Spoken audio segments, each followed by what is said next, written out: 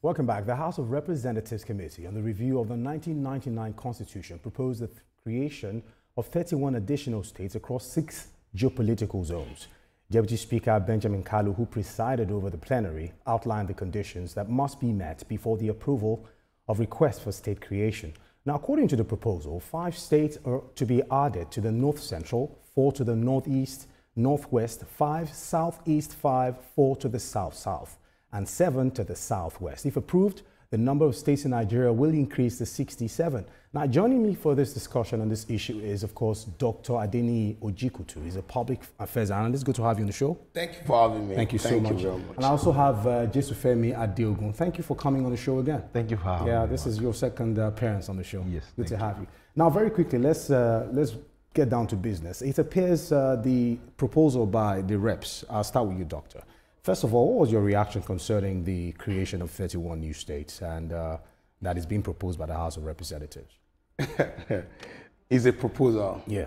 So definitely it will still go through further readings. Yeah. It's go through first reading, second, third, and all that. Yeah. Public hearing and what have you. But when you heard the news about the proposal, what was the first thing that came to your mind?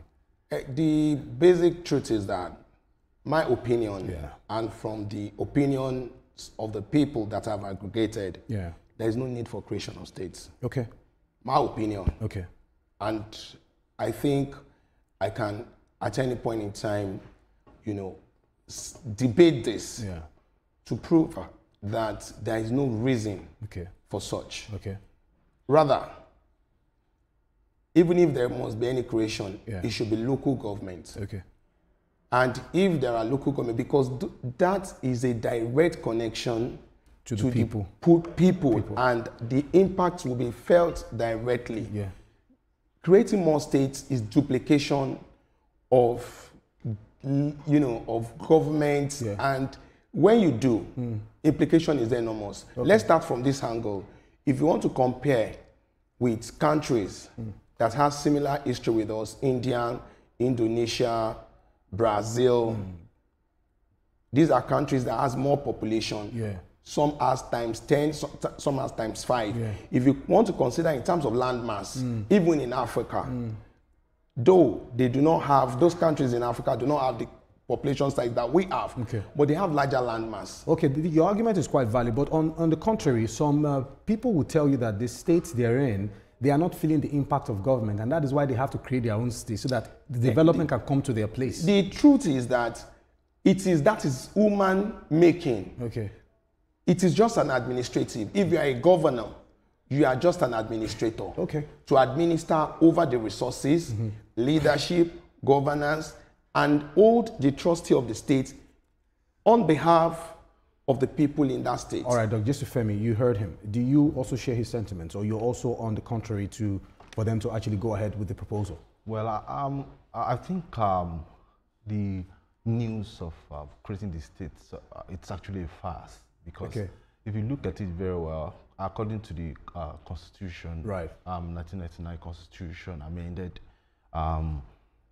before you can create a state, you need about 2/3 of the National Assembly, of the State House of Assembly, of the local government. Let's even understand that's the process. But how did you feel when this proposal was on the table? So you heard the news. So I mean, I think with due respect to the lawmakers, I think there are more serious things they need to deal with. Okay. You understand? Aside from creation of new states. Even the current states are not working. Okay. They can't even feed themselves. You're laughing. And I'm thinking of creating additional states. I think they just want to come up with something to keep us talking. So it doesn't look as if they're not working, right? Yeah. Now let's even get down to the business of the other issues. Now, despite the increase in allocation to states of the current administration, some governors are still complaining. We understand the NLC is also threatening a showdown if they don't meet the minimum wage, target that they have actually proposed. But here we are discussing 31 new states.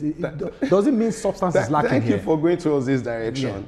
Yeah. It's only 22 to 24 states that have met the minimum wage conditions. That is 70,000 naira. Yeah. Now, some states like Lagos and Ogun and some other states have actually paid beyond and offered to pay beyond 70,000. Yeah. But the implication is that some other states have not met that. Do you know that after a long time, the 30,000 that was the minimum wage, just 2 years down the line, was when some other states met it. And we have to be serious when it comes to leadership and governance. Yes. Now, if the GDP, no, don't let's use GDP as an index or a benchmark. Let's use the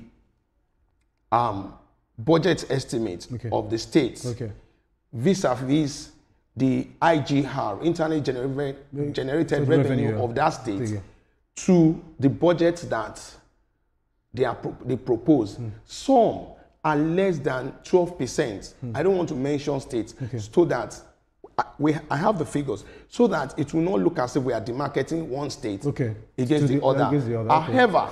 However, the figures are there.